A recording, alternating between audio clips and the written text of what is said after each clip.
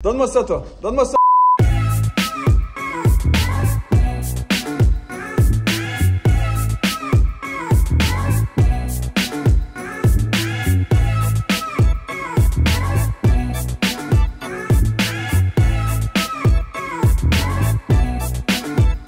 Bon, nouvelle journée. Plafond fini. Là, comme je vous l'avais dit, il manque... Bon, j'ai mis là parce qu'il n'y a pas besoin. Il me manque à raccorder les tuyaux, enfin les recouper et les mettre à dimension. Les tuyaux du radiateur. Et là, j'attaque l'axe du volet. C'est pas compliqué. Côté moteur, il y avait déjà des cales pour l'ancien axe. Et là, j'ai remis une cale toute neuve. Ça ressemble à ça. Là, dans le petit trou, on va mettre... le bout, vous allez voir, ça s'emboîte tout seul. Le cul, l'embout, vous pouvez appeler ça une biroute, un bitonio, ce que vous voulez. Et là, de ce côté-là, il y a le moteur. Je vais vous montrer comment ça fonctionne, c'est tout simple. Il suffit de l'emboîter là-dedans. Et pour savoir à quelle hauteur on le met le laser. Comme ça, on met tout de niveau. Et après, il n'y a qu'à brancher. Il y a un fil pour... Oh, je vais vous montrer. Le marron, c'est monter et le noir descendre, ou inversement selon comment vous avez mis sur l'interrupteur, et selon aussi, ça dépend, c'est pas toujours le cas, mais ça dépend aussi de quel côté vous avez l'axe à gauche, axe à droite. Ensuite, il y a la terre qui est là-dedans, mais qui a été coupée, mais je vais le ressortir, je vais le redénuder, parce que c'est un ancien câble que j'ai récupéré des anciens volets. Et ensuite, le bleu, fatalement, c'est le neutre. Donc ça, la phase montée, phase descendre. Et après, je vais vous montrer comment on le règle. Il y a un point mort haut, un point mort bas, et après, ça se bloque tout seul. Comme je suis un gros boulet, ça c'est pour les portes-fenêtres, 30 Nm, ça c'est le couple, diamètre 45. Et là, j'ai pris diamètre 35. Je voulais des 10 Nm, mais j'ai pris diamètre 40, j'ai pas fait gaffe. Il faut dire que le rayon de chez Leroy Merlin était dans un bordel fini. Du coup, c'est ma faute, hein. Je me suis gouré, j'aurais dû tout vérifier, mais je suis un gros con, surtout que c'est le même prix, hein. Peu importe le diamètre, c'est en fonction du couple. Voilà les volets dans l'os. Bon, bravo Alex, je suis un gros con. Bon, je vais quand même mettre l'autre partie parce que c'est universel, ça, les socles. Je me fatigue des fois. Bon, je vous reprends après quelques jours de travaux, comment dire, pénibles. Pénible, oui et non, je suis allé avec Johan. Dis bonjour Johan. Bonjour Johan. Voilà, à Hirson, vider mon ancienne maison, mon ancien projet rénovation que je ne vais pas finir mais que je vais vendre, qui est vendu, donc voilà, c'est bon, il fallait que je récupère des affaires dedans. Ensuite, qu'est-ce que j'ai fait? J'ai fait les trucs de Rox pendant que Johan a travaillé ici. On a vidé, bon, avec Johan, l'ancienne maison. Enfin, tout un truc qui fait que je n'ai pas pu avancer comme je le souhaitais réellement. Johan a mangé un bulot avarié ou une moule avariée. C'était la moule à qui? Du coup, je sais plus ce que j'ai fait pendant qu'il était malade. J'ai fait autre chose. Et donc, on reprend le chantier avec efficacité, persévérance, la totale. Je voulais vous montrer comment on met les moteurs de volet. Mais je m'étais gouré de moteur, du coup, ça ne fonctionnait pas. Donc, je vais vous remettre le niveau et puis je vais fixer le socle de l'autre côté. Je vais vous montrer comment ça fonctionne, tout ça.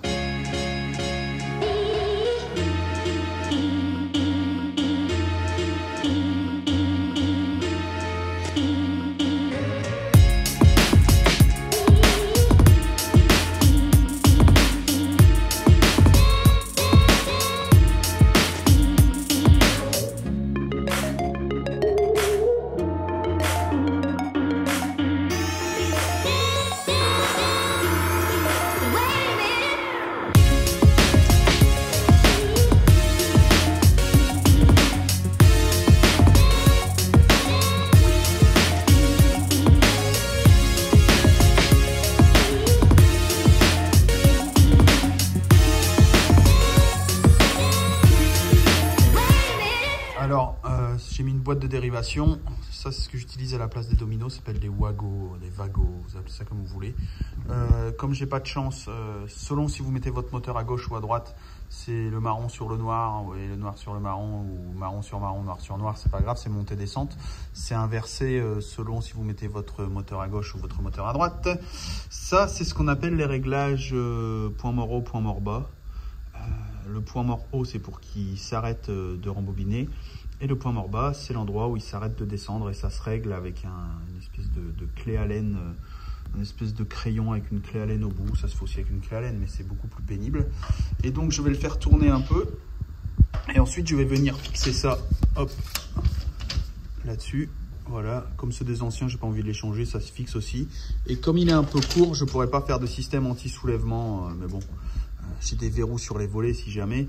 Et de toute façon, on peut difficilement le soulever. Et en dessous, c'est du vide, il n'y a pas de balcon. Bref, si vous voulez faire, parce qu'ils vendent des systèmes anti-soulèvement, si vous avez assez de lattes, vous vissez directement la latte dessus, ça vous fait économiser un système anti-soulèvement. Bref, allons-y gaiement. Vas-y, Johan, fais le test, fais tourner. Oh, ça marche. Ça fonctionne. Là, tu montes. Donc, vas-y. Là, tu descends. Ouah, j'ai bien mis les trucs.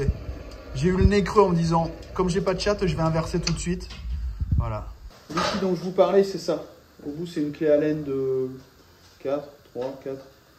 Et là, c'est un truc comme ça, vous faites tourner comme ça. Et vous allez voir. Vas-y, fais descendre. Hop, alors là, il est à fond. Et il est pas dégueu. Hop, on fait là comme il faut. Je pense que le point mort bas est bon. Là, vous avez monter, descendre. Et en gros, là, je tourne jusqu'à ce qu'il devrait s'arrêter à un moment. Sinon, Johan est prêt à appuyer sur stop. Voilà. Et là, hop, on va le faire monter. Non. Ah oui, il est inversé. Voilà. Allez, plus. Cool, j'ai déréglé tout le point mort bas que j'avais réglé avant. Vous voyez, là, il monte et je le fais tourner. Et après, il va mémoriser le point. Si je retire ma vis, il ne montera pas plus haut que ça. Ce qui est un peu gênant.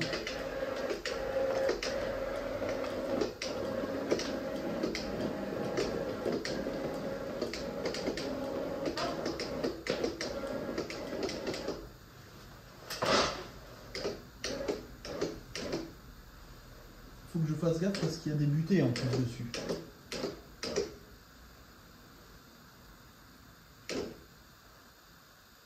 Voilà, tu peux regarder Johan si on est sur la butée ou pas? Ah non, non, c'est bon, il faut encore monter. Vas-y.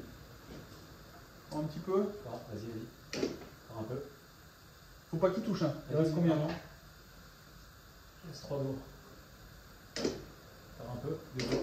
Ouais, c'est bon. Vous voulez un whisky? Oh, juste un doigt. Vous voulez pas un whisky d'abord? Bon, on va descendre maintenant. Et là, il devrait s'arrêter avant.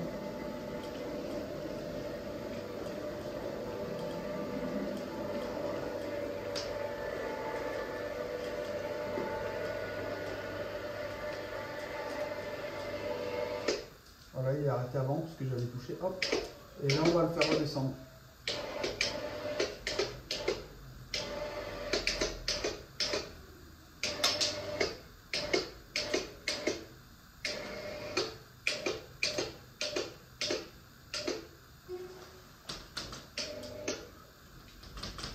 Et voilà, tu peux remonter et redescendre.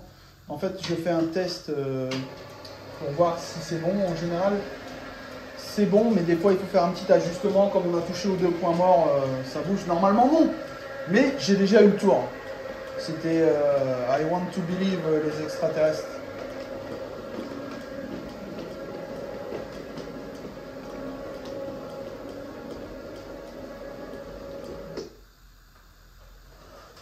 Formidable. Vas-y, descends. Quel talent.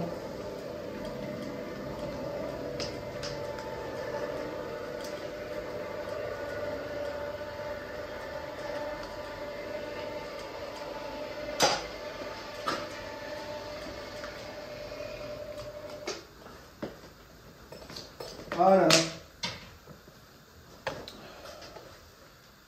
Si j'étais pas déjà marié, je m'épouserais tellement je suis bon.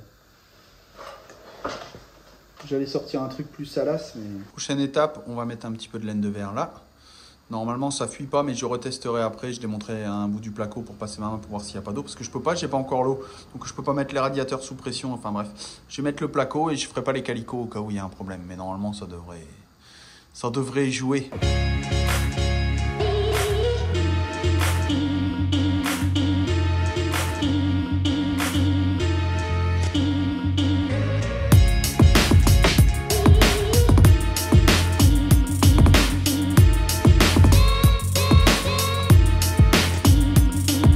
nouvelle journée. Alors déjà, je suis soupolé en ce moment, je suis sur les nerfs. L'autre teubé, il arrive. Donne-moi ça, toi. Donne-moi ça. Regarde avec quoi il vient bosser.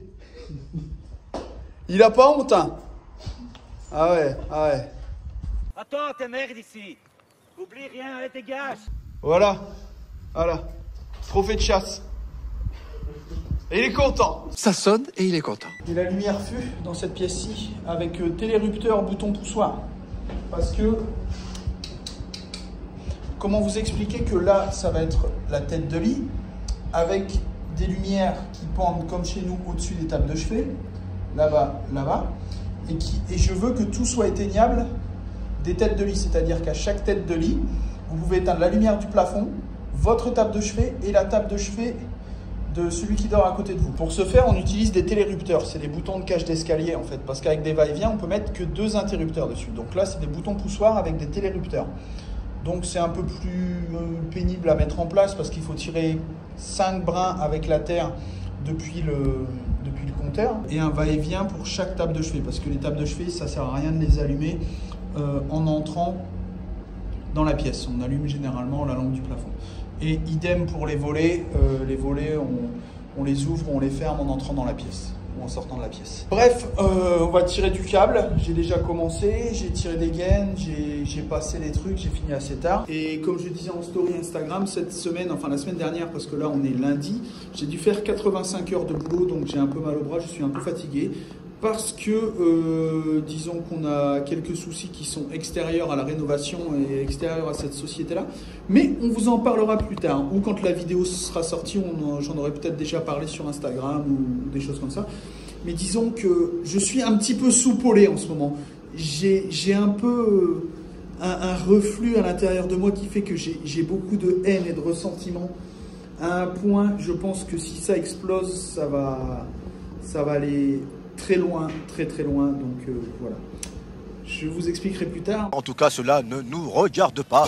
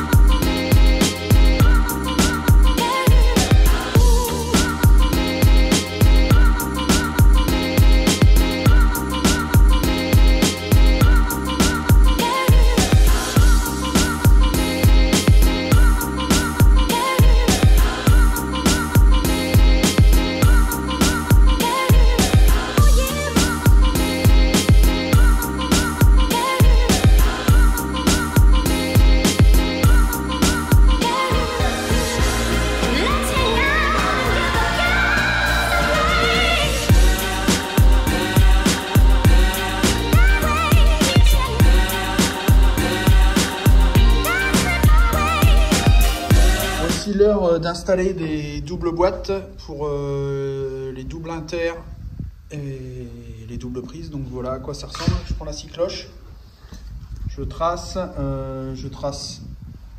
comme ça, je trace les bords du côté, machin, je mesure le centre, là hop je fais au milieu et ça me fait 2 ronds comme ça, et après j'ai plus qu'à couper là entre les deux et la boîte devrait rentrer. Je parle toujours au conditionnel parce qu'on n'est jamais à l'abri que je fasse une connerie. Souvent, ce qui se passe, c'est que je manque un peu d'espace ici. Mais bon, on verra. Je vais faire un coup de dent comme ça, comme les castors, et ça rentre.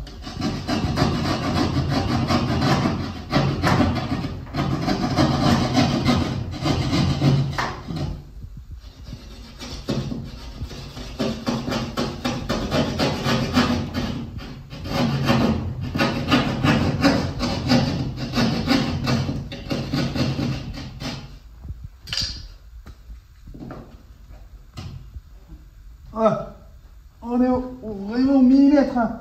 Il manque 1 mille pour que ça rentre. Hein. 1 et 1000. Prenez un chewing-gum, Émile.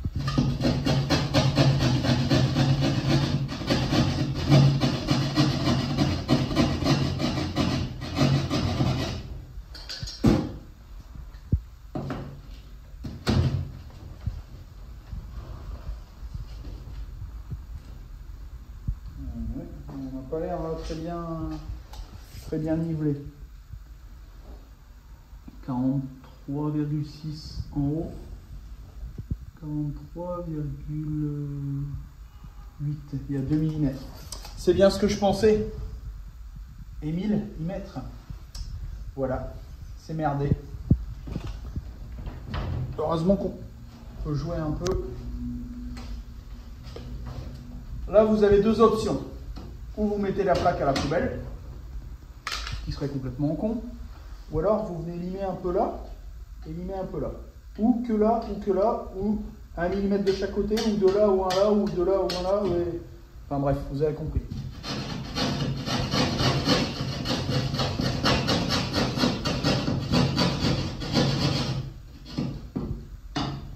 Il vaut mieux faire un trou trop petit et l'élargir que faire un trou trop grand et l'avoir... Non, c'est pas à ça que je pense.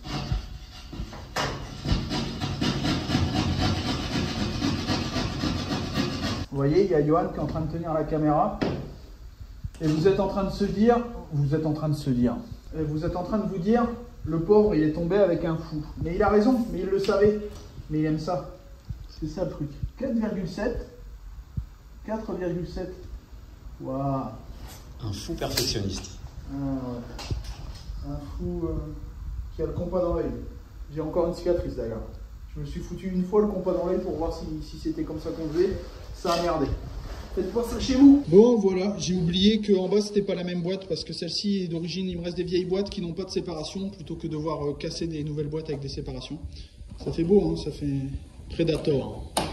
Bref, s'il peut saigner, on peut le tuer. Il faut que je mette ma prise et que je fasse un genre de prise avec là je comptais mettre 2 inters. Mais ça risque de faire moche, du coup je vais mettre un double interrupteur voilà, dans le truc d'une prise que je vais enlever les boîtiers. Enfin ça se fait derrière, on peut moduler tout ça. C'est fait exprès normalement. Je dis bien normalement. Donc là en fait vous retirez l'appareillage et vous laissez que la grille et vous venez le mettre ici à la place de celui-ci d'appareillage. Là il est de chaque côté mais regardez il y a le cran au milieu. C'est fait pour, hein, ça s'achète séparé mais il n'y en avait plus. Alors vous pouvez aussi accoler des simples plaquettes parce qu'il y a les encoches. Mais après c'est pareil, il faut racheter ça séparément. Donc ça revient quasiment au même. Et je vais même le faire avec un triple. Je vais voir s'ils ont de l'appareillage triple parce que je dois passer le Roi Merlin tout à l'heure. Donc je vais voir à tout ça. Et voilà, vous avez récupéré un télérupteur avec 2 va-et-vient. C'est de la magie noire tout ça. C'est MacGyver. Et accessoirement aussi, je récupère des prises simples. Hop, il suffit de reclipser. Bingo. Et voilà, on est 2 niveaux et on a une double interrupteur. Alors ça, je veux qu'à chaque table de chevet, on éteigne le plafond. J'ai débranché hein, pour pas se prendre le jus, hein, il est coupé là-bas. Et là, on allume les tables de chevet. Plutôt que d'avoir des trucs qu'on cherche, au moins, hop, ça allume les tables de chevet, la droite, la gauche, ou la sienne, celle du voisin. Ça dépend comment on voit les choses. Il faudra inverser quand j'aurai mis hop, les ampoules. Donc en gros, je me recule, je vous montre. On va se mettre comme ça. Là, il y aura un fil qui pend avec une lampe suspendue qu'on peut éteindre des lampes qui sont ici. Et là, en dessous, il y a 2 prises. Et pareil, bien sûr, de l'autre côté. Et d'ici, on commandera, il y aura une triple boîte. Même système que ça. Mais avec 2 volets et le plafond. Et on pourra ouvrir les 2 volets séparément. De toute façon, ils font pas la même taille et tout. Et c'est pas conseillé de mettre 2 moteurs sur le même interrupteur. C'est pénible. J'ai déjà fait, hein. Mais c'est pénible à régler. C'est pas conseillé. C'est un peu le bordel. Donc voilà ce que ça donne. Et je pense que je vais m'arrêter là pour aujourd'hui, ici. Et je vais partir, là il doit être 18 h, chez ma belle-mère en Belgique, vérifier un truc à la maison. Parce que demain, il y a un agent immobilier qui vient pour la vendre. Voilà, parce qu'on a eu un petit souci de toit. J'ai refait tout le toit en fait. Moi j'ai mis du Pack Salut. Normalement c'est du roofing. Mais là j'ai mis du Pack Salut pour la simple et bonne raison que le Pack Salut c'est comme du roofing, une espèce de goudron qu'on chauffe. Mais avec une couche d'alu en plus dessus. Et en fait ils avaient mis une espèce de boîte pour récupérer l'eau. Ça coulait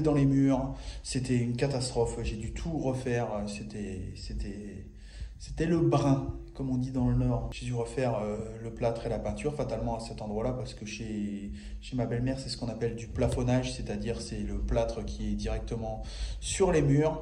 C'est une technique des années 20, même avant, qu'on n'utilise plus en France depuis les années 60. En Belgique, ils continuent d'utiliser ça. Et ils font de l'isolation des murs par l'extérieur. Ils trouvent que c'est plus solide. Moi, je trouve que c'est d'une débilité sans nom, surtout dans des constructions neuves. Parce qu'ils disent oui, mais l'isolation intérieure, ça réduit les pièces. C'est vrai, sur de la rénovation. Mais quand on veut une pièce de 4 sur 5, on prévoit ça. On prévoit l'isolation, les rails, le placo, la laine, etc. Et on ne vient pas mettre de l'isolation par l'extérieur. Parce que là, au bout de 10 ans, 15 ans, 20 ans, c'est une catastrophe, c'est du polystyrène. Et donc voilà. Et pour fixer les trucs, quand c'est de la brique creuse plus du plafonnage, je peux vous dire que pour fixer des trucs... des petits trucs à un cadre, ça va, mais quand on doit fixer du plus lourd, genre une cuisine ou quoi, c'est une catastrophe. Tandis que sur du placo, on peut dire ce qu'on veut, on met des chevilles mollies adaptées, on en met plus, mais ça tient mieux. Moi c'est mon avis, je préfère. Je déteste le plafonnage. Et après, on vient me dire, ouais, mais tu mets un coup de poing dans le mur, dans du placo, ça s'abîme. Qui met des coups de poing dans les murs? Franchement, je ne mets pas de coups de poing dans les murs. Ça m'est déjà arrivé, mais c'est mes murs. Et puis, de toute façon... pas mettre de coups de poing dans les murs, c'est pas à prévoir ça. Voilà, c'était la petite parenthèse. Il y a des différences de construction comme ça d'un pays à l'autre.